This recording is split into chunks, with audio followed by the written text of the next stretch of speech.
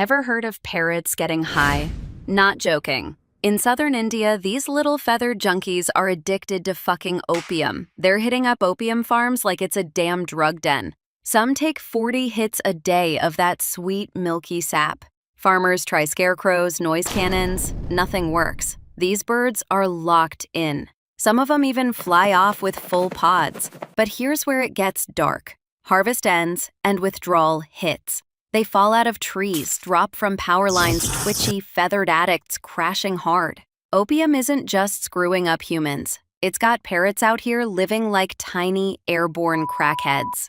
Follow for more crackhead animals.